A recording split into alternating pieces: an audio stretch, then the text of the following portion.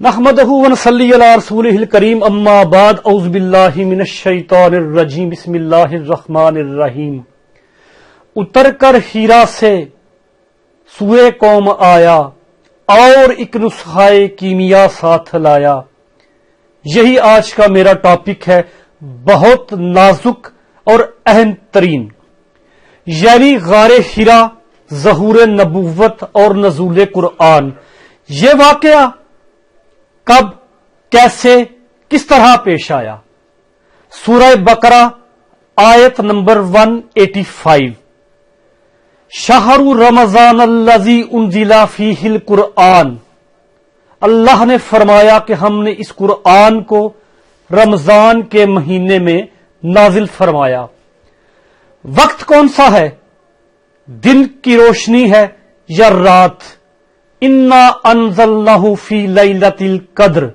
ہم نے اس قرآن کو قدر والی رات میں نازل فرمایا۔ دن کون سا ہے؟ صحیح مسلم حدیث نمبر 2747۔ ایک صحابی نے عرض کیا، یا رسول اللہ صلی اللہ علیہ وآلہ وسلم، آپ سموار کا روزہ کیوں رکھتے ہیں؟ آپ نے جواب دیا، اس لیے کہ اس دن میں پیدا ہوا اور اس دن مجھ پر قرآن نازل ہوا۔ اچھا جی، دن ہو گیا سموار کا، وقت ہو گیا رات کا، مہینہ ہو گیا رمضان کا۔ رات کون سی؟ مشکات المصابیح حدیث نمبر 2092 اور 2095۔ رسالت مآب صلی اللہ علیہ وآلہ وسلم نے فرمایا کہ لیلۃ القدر کو اگر ڈھونڈنا ہے تو رمضان کے آخری عشرہ کی طاق راتوں میں ڈھونڈو، یعنی لیلۃ القدر رمضان کے آخری عشرے کی طاق راتوں میں ہے۔ سو غار ہیرا کے وقت، مہینے اور دن کا تعین تو قرآنی آیات اور صحیح احادیث کی روشنی میں ہو چکا۔ اب یہ واقعہ کیا ہے؟ اس واقعہ کے پہلو کون سے ہیں؟ آئیے صحیح مسلم اور صحیح بخاری میں جو روایت موجود ہے اس پر روشنی ڈالتے ہوئے اللہ کی توفیق سے اپنی گفتگو کو آگے بڑھاتے ہیں۔ ام المومنین سیدہ عائشہ رضی اللہ تعالی عنہا فرماتی ہیں کہ رسول اللہ صلی اللہ علیہ وآلہ وسلم پر وحی کا آغاز سچے خوابوں کے ساتھ شروع ہوا۔ یہاں پر میں یہ بات کلیئر کر دوں کہ غار ہیرا میں جو وحی آئی ہے، جس کو عمومی طور پر پہلی وحی کہا جاتا ہے، وہ پہلی وحی ہے دو صورتوں میں۔ حالت بیداری میں پہلی وحی ہے اور نزول قرآن کی وجہ سے پہلی وحی ہے۔ ادروائز اس روایت کے مطابق آپ پر وحی کی ابتدا سچے خوابوں کے ساتھ شروع ہو چکی تھی۔ چنانچہ مسلم اور بخاری کے الفاظ کے مطابق آپ صلی اللہ علیہ وآلہ وسلم کو جو خواب دکھلائے جاتے وہ دن کی روشنی کی طرح جوں کہ توں بالکل درست، سچے اور صحیح ہوتے۔ علماء نے، فقہاء نے اور جمہور نے اس بات پر تقریباً اجماع کیا ہے کہ ان خوابوں کا آغاز ربیع الاول کے مہینے میں ہوا، یعنی کہ غار ہیرا کو جو واقعہ رمضان شریف میں ہوتا ہے اس سے کم و بیش 6 ماہ پہلے ربیع الاول میں رسالت مآب صلی اللہ علیہ وآلہ وسلم کو اشارتاً خوابوں کی صورت میں آپ پر وحی کا نزول شروع ہو گیا۔ یعنی کہ اس میں ایک لطیف نقطہ ہے، اللہ تبارک و تعالی آپ کو اس عظیم الشان خبر کے لیے، غار ہیرا کی خبر کے لیے ذہنی طور پر سچے خوابوں کی صورت میں آپ کو تیار کر رہا تھا۔ آگے بڑھیے، سیدہ عائشہ فرماتی ہیں کہ ان خوابوں کے بعد اللہ تعالیٰ نے رسالت مآب صلی اللہ علیہ وآلہ وسلم کے دل میں خلوت نشینی، یعنی کہ تنہائی کی محبت ڈال دی اور آپ نے غار ہیرا میں قیام کرنا شروع کر دیا۔ دوسرا پوائنٹ یہاں یہ بھی آپ کلیئر کر لیں، اکثر نصاب کی کتب میں، سیرت کی کتب میں عمومی طور پر یہ تصور ہے کہ رسالت مآب صلی اللہ علیہ وآلہ وسلم ایک طویل عرصہ غار ہیرا میں قیام فرماتے رہے. ان صحیح احادیث کی روشنی میں ایسا نہیں ہے. ان میں یہ بیان کیا گیا ہے کہ سچے خوابوں کے بعد، یعنی کہ وہ جو 6 مہینے کا عرصہ ہے بٹوین ربیع الاول اور رمضان، ان 6 ماہ کے دوران آپ کے اندر خلوت نشینی کی محبت ڈالی گئی اور آپ نے غار حرا جانا شروع کر لیا. سو اس بات کو ذہنوں میں کلیئر کر لیجئے کہ آپ نے غار حرا کو اپنا مسکن، اپنا ٹھکانہ اور اس میں اپنا جو قیام ہے وہ کم و بیش نزول قرآن سے 3، 4، 5 ماہ پہلے شروع کیا. اس سے پہلے کبھی بھی آپ غار حرا نہیں گئے، نہ کبھی آپ نے وہاں پر اپنا قیام فرمایا. یہ بہت ضعیف روایتیں ہیں، اور بلکہ اکثر لوگوں نے یہ کہا ہے کہ جی قریش بھی غار حرا میں قیام کرتے تھے، جناب عبد المطلب بھی غار حرا میں قیام کرتے تھے، اس لیے رسالت مآب صلی اللہ علیہ وآلہ وسلم نے بھی غار حرا میں بہت طویل عرصہ جو ہے وہ قیام کرنا شروع کر دیا. یہ بالکل غلط قسم کی روایات ہیں. اس لمبی حدیث میں، طویل حدیث میں آگے بڑھیے. اب آ جاتا ہے وہ ٹاپک جو میرے آج کے لیکچر کا دل ہے، سینٹر ہے، اور جس میں بہت سارے اشکال اور اختلافات چلے آ رہے ہیں. بی بی صاحبہ روایت کرتی ہیں کہ ساتھ آپ صلی اللہ علیہ وآلہ وسلم، یہاں میں یہ کوٹ کرتا چلوں کہ بخاری میں کتاب الوحی میں یہ حدیث نمبر ہے 3. اس کے بعد کتاب التعبیر بخاری میں ہی یہ حدیث نمبر ہے 6982، اور صحیح مسلم میں کتاب الایمان میں یہ حدیث ہے 403. اس حدیث میں، اس روایت میں ام المومنین فرماتی ہیں کہ آپ رسالت مآب صلی اللہ علیہ وآلہ وسلم غار حرا میں ٹھہرے ہوئے تھے کہ فرشتہ آ گیا. فرشتے سے مراد ظاہر سب کو پتا ہے جناب جبریل علیہ السلام. فرشتہ آ گیا. فرشتے نے آ کر آپ سے کہا اقرا، پڑھیے. اب میں خوبہو وہ الفاظ اس حدیث مبارکہ کے دہرا رہا ہوں. اقرا، پڑھیے. اس نے یہ بات آپ کو جب پہلی بار کہی، روٹین میں کہی، پیار سے کہی، عام لہجے میں کہی، آپ نے ما انا بیکاری کے الفاظ میں ریفیوز کر دیا، انکار کر دیا. اچھا، یہ جو لفظ ہے ما انا بیکاری، اس کے تراجم پر بہت سارے اختلافات اور اشکال موجود ہیں.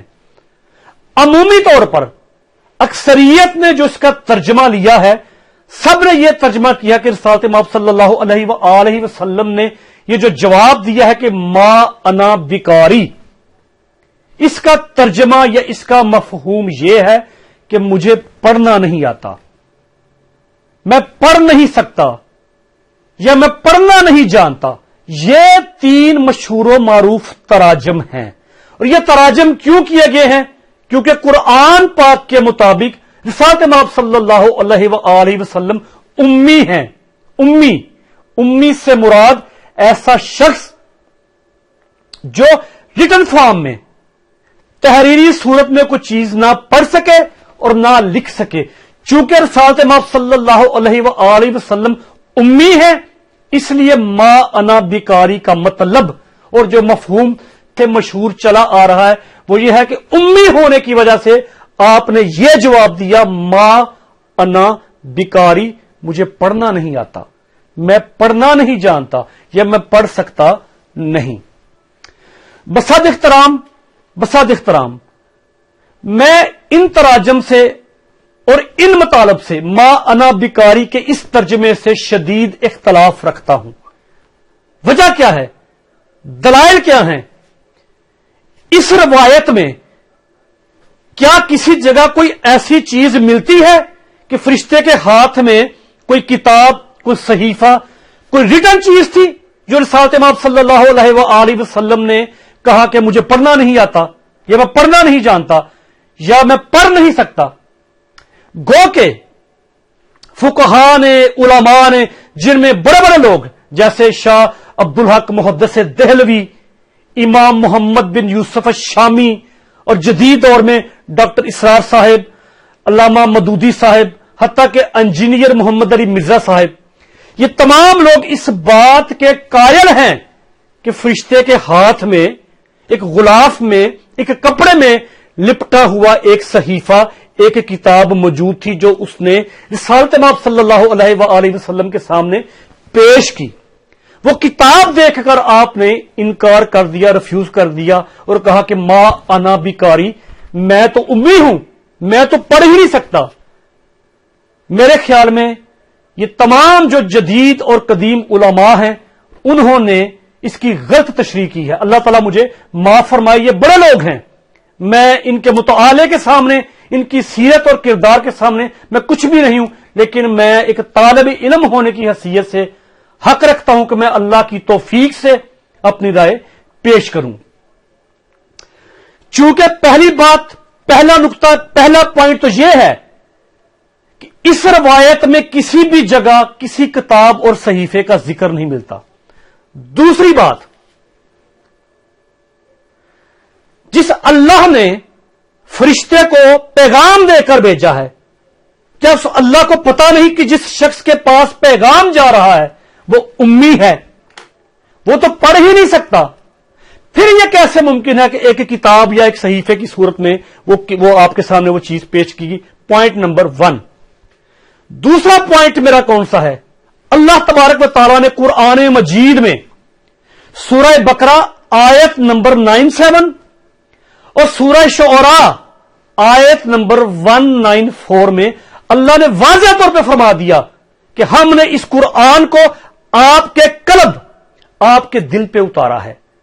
اللہ نے تو یہ قرآن آپ کے قلب میں اتارا ہے، اور قلم میں اتاری جانے والی چیز کا صحیفے سے یا کتاب سے کوئی تعلق نہیں۔ 2 پوائنٹس۔ تیسرا نقطہ، فرض کر لیجئے، ایک لمحے کے لیے فرض کر لیجئے، اس بات کو تسلیم کر لیجئے کہ فرشتے کے پاس کوئی کتاب ہے، کوئی صحیفہ ہے، کوئی ریٹن چیز ہے،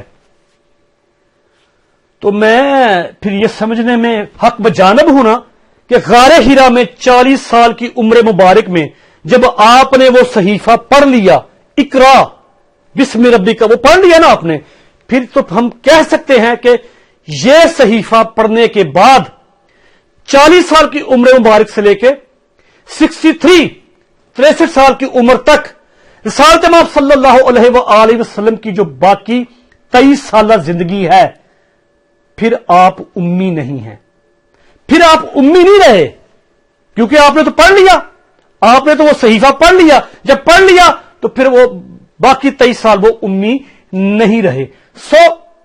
ان نکات کی روشنی میں یہ سمجھتا ہوں کہ علماء نے یہ غلط تشریح کی ہے کہ فرشتے کے پاس کوئی صحیفہ یا ریٹن تھا۔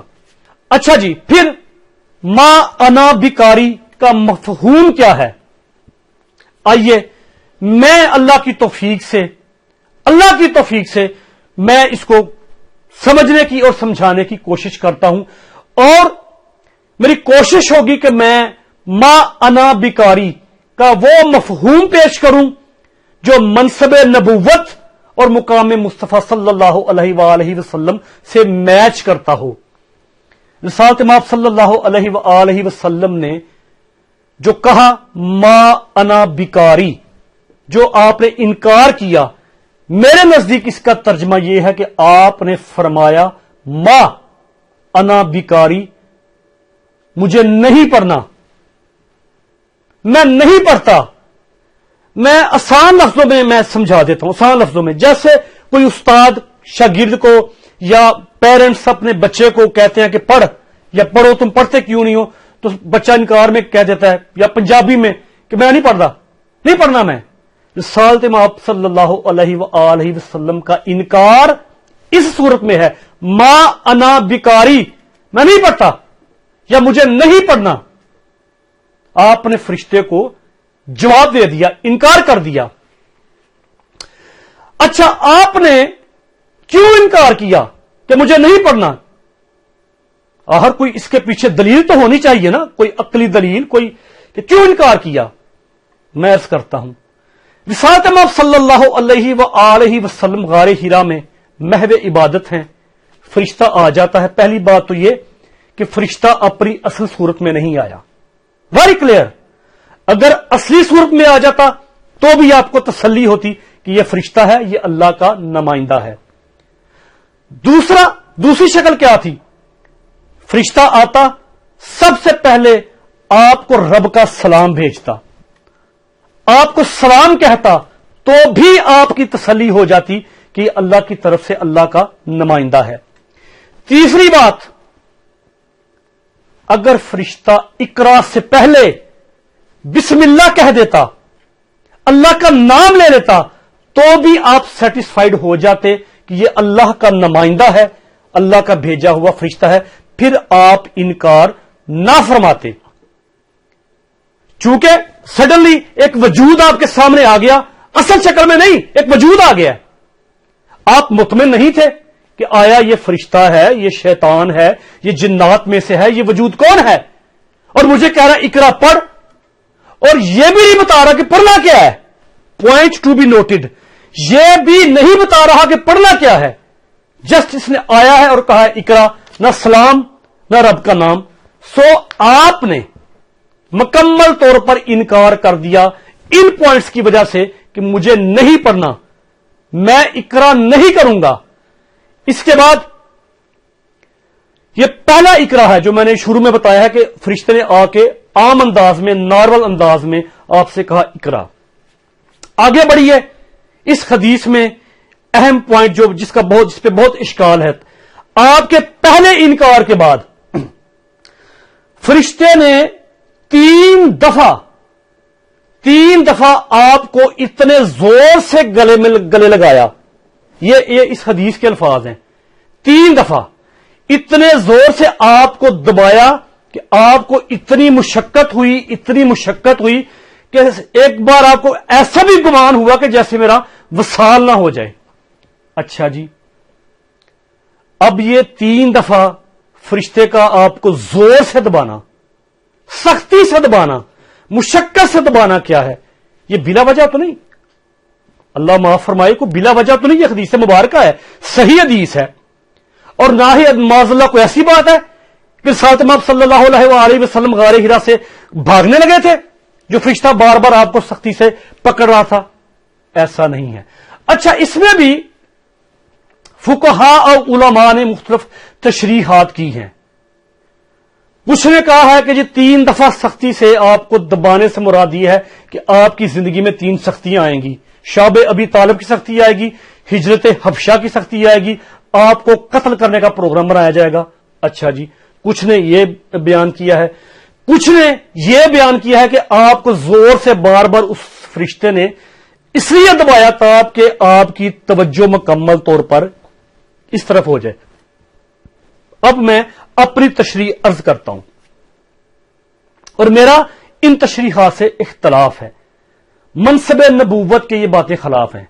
अब जो मैं अर्ज करता हूं अल्लाह ताला की तौफीक से, वो इस तरह से है जैसे अल्लाह ताला ने जब आदम को बनाया और फरिश्तों को आजमाया और फरिश्तों ने कहा कि ये तो कुछ नहीं जानता, वो सारा वाकया कुरान पाक में है कि अल्लाह ने जनाब आदम को कुछ सिखलाया, फिर फरिश्ते लाजवाब हो गए, फिर फरिश्तों ने सजदा किया।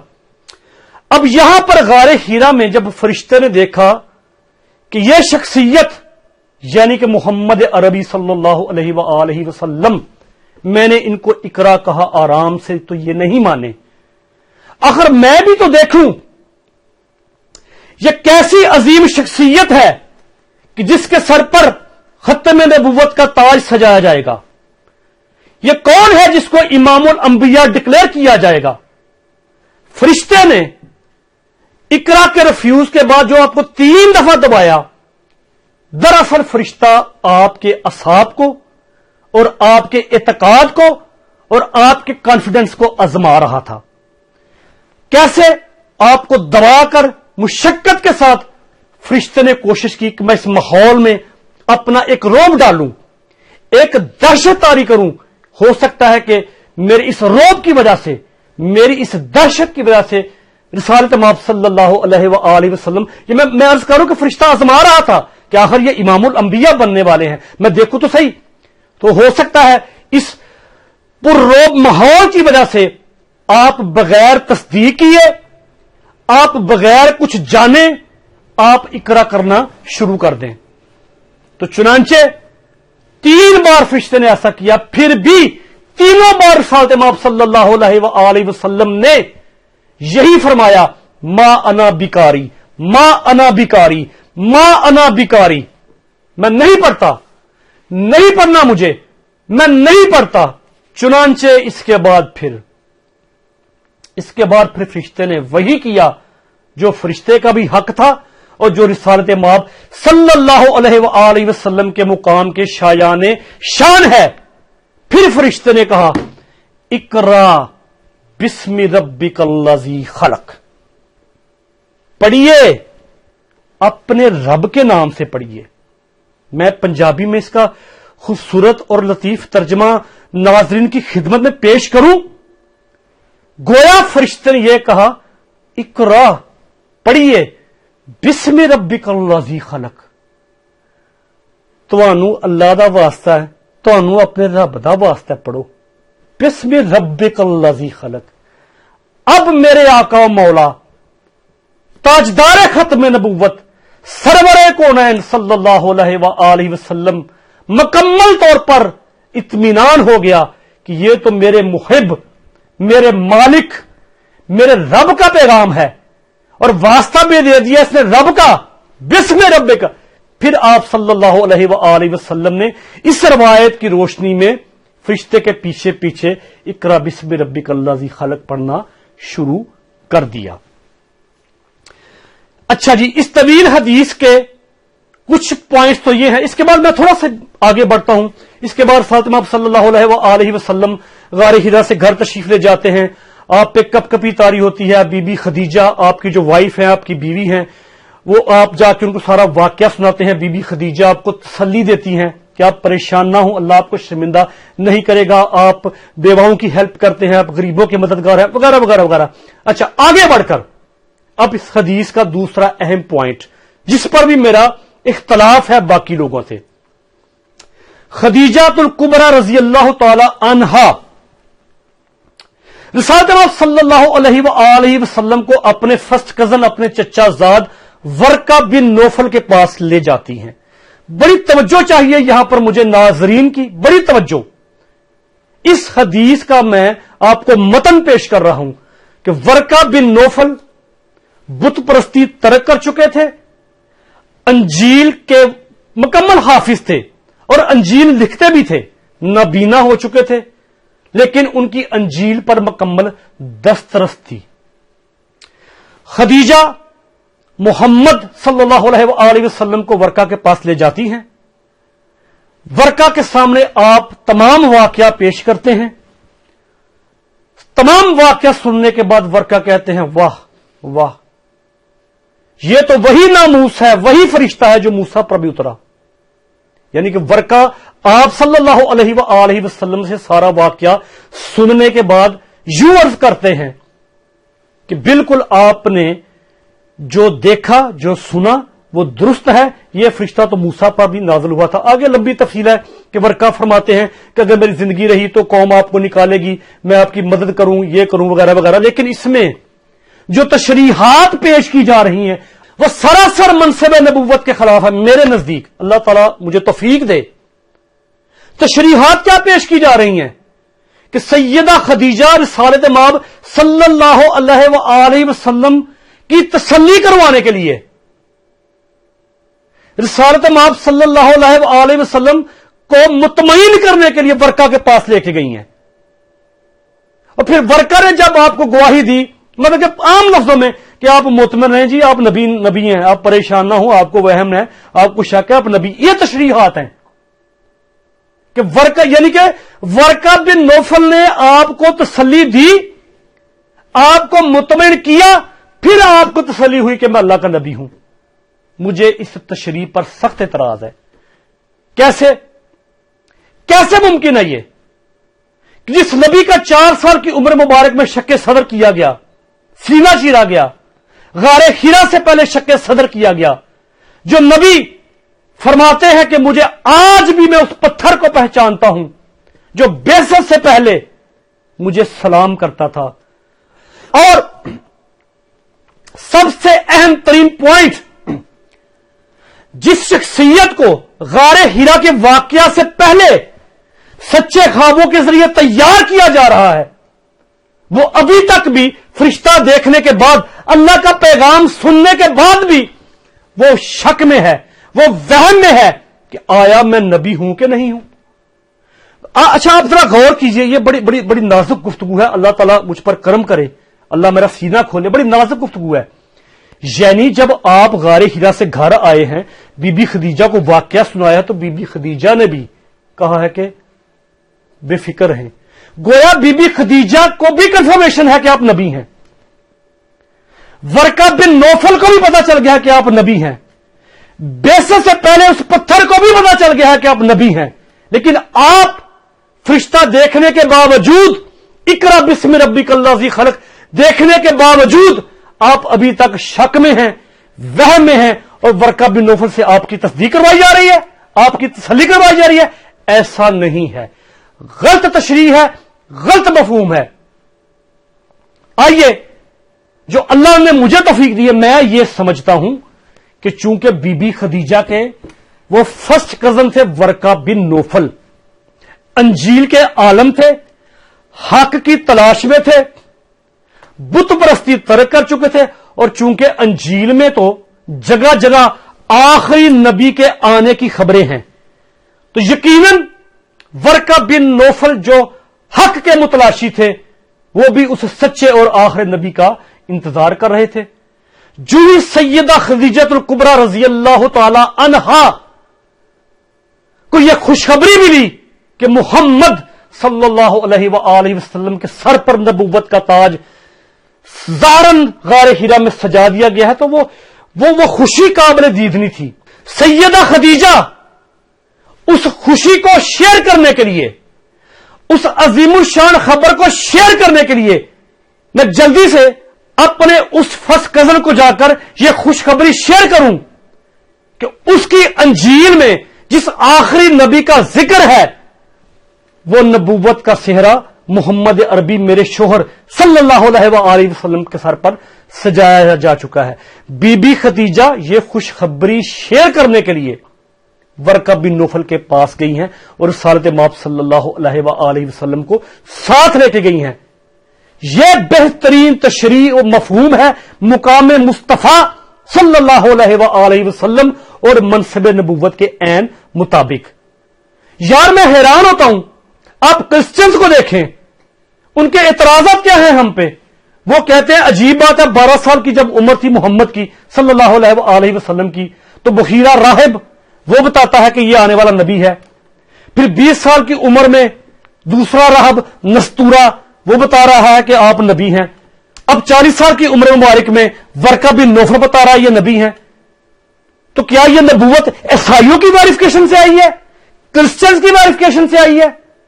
हरगिज वर्का बिन नौफल के पास आप इसलिए नहीं गए कि वो आपको इत्मीनान दिलाए, वो आपकी तसल्ली करवाए, नहीं, बल्कि वर्का बिन नौफल के पास वो खुशखबरी लेके गए हैं कि ए वर्का, तू जिस अजीमुशान खबर का और जिस अजीमुशान हक का और जिस अजीमुशान नबी का इंतजार कर रहा था, जो कि तेरी अंजील में मजकूर है, ये मोहम्मद सल्लल्लाहु अलैहि वसल्लम वो अजीमुशान नबी तशरीफ ले आया। मैं आज की अपनी इस गुफ्तगू को इन्हीं अल्फाज के साथ कंक्लूड करता हूं और आखिर में मैं अल्लाह ताला से दुआ करता हूं कि अगर तो अल्लाह ताला की तौफीक और इनायत के साथ मेरी तशरीहात दुरुस्त हैं, तो अल्लाह ताला मुझे दुनिया और आखिरत में इसका अजर अता फरमाए, और अगर मैं कहीं ना कहीं गलती कर बैठा हूं समझने में, तो यह गलती मेरी तरफ से है। अल्लाह ताला मेरी इस गलती को दरगुजर फरमाए। आमीन।